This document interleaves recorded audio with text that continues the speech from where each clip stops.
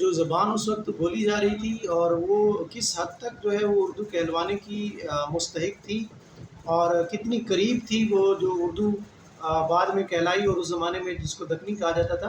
میں اشرف بیابانی کا جو نوسر ہار ہے واقعہ کربلا، ان میں سے چند شعر آپ کے سامنے رکھتا ہوں، اس سے آپ اندازہ کر سکتے ہیں۔ جناب زینب کے بارے میں وہ کہتے ہیں: زینب ہے اس کا نام، نین سلونے جو جو بادام، ازہد صاحب حسن جمال، زیبا موزوں صورت حال، ماتھا جانوں سورج پاٹ، یا کہ جانوں چاندہ لاٹ۔ یعنی یہ انہوں نے تعریف کی ہے بنت علی کی۔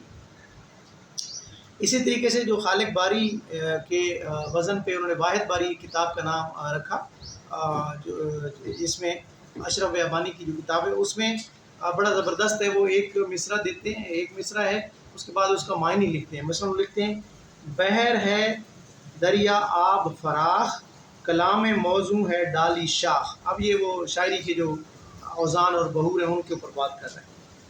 نیم بیت کو مصرع بول، نیم بیت کو مصرع بول، دو مصروں کی بیت ہے کھول۔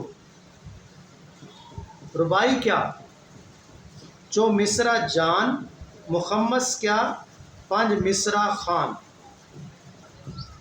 چند بیت کو کتا تو جان، از شعر و غزل سے کاٹ کے آن۔ کم از پنج بیت نہ آوے غزل، ہو ذکر فراق محبت مثل۔ قصیدہ غزل کا اول مطلع، تخلص آخر بیت کا مقطع۔ ردیف بعد از قافیہ آر، ایک گھوڑے پر دو سوار۔ تو یعنی آپ اندازہ کریں کہ انہوں نے ردیف، قافیہ اور مطلع اور مقطع، قطع، غزل، مخمس اور اس طرح کی جو چیزیں ہیں ان کو انہوں نے یعنی اس کی مبادیات بیان کر دی ہیں، ان کا معنی بیان کر دی ہے۔ مثلا پہلا جو ہے کہ بحر ہے دریا آب فراخ۔ بحر کیا ہے؟ جس کے اوپر آپ شعر کہتے ہیں، ایک سیٹ پیٹرن ہے جو جس طرح سر اور لے ہوتی ہے، جس کے اوپر آپ کہتے ہیں وہ 22 ہے یا 24 ہے یا جتنی بھی ہے۔ کلام موزوں ہے ڈالی شاخ، کلام موزوں اس کے اوپر ڈالی شاخ یعنی وہ جو روانی ہے اس کے اوپر آپ ایک شاخ جو ہے رکھ دیتے ہیں جو اس کے اوپر چلتی ہے، تو یہ ہے بحر۔ اس کے بعد نیم بیت کو مصرع بول، یعنی جو آدھا شعر کا آدھا حصہ ہے اس کو مصرع کہیں۔ دو مصروں کی بیت ہے کھول، دو مصرے جو ہیں اس کو کھولو گے تو وہ شعر بن جائے گا، یعنی دو مصرے ملا کر ایک شعر کہتے ہیں۔ ربائی کیا چو مصرع جان، ربائی کیا ہے؟ ربع کا مطلب ہے چار، چار مصروں والی، اس کا مطلب ہے چار مصرے والی ربائی۔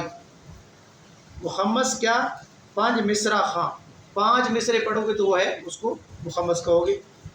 چند بیت کو کتا تو جان، یعنی اگر چار مصرے ہوں تو اس کو، یا چند اشعار ہوں تو اس کو آپ کہیں گے چار اشعار ہوں گے، یا اس سے کم تو وہ ہوگا کتا۔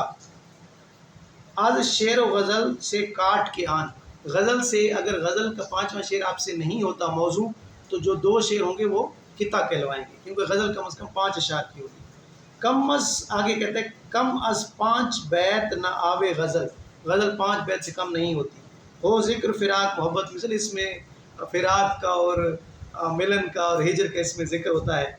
اور قصہ غزل کا، قصیدہ غزل کا اول مطلع، یعنی قصیدہ جو ہے وہ اس کا جو پہلا حصہ ہوتا تھا اسے مطلع کہا جاتا تھا، اس کو غزل الگ کر کے فارسیوں نے قصیدہ سے الگ کر کے اس کو غزل کا نام دے دیا جو تشبیب کہلاتی ہوتی ہے۔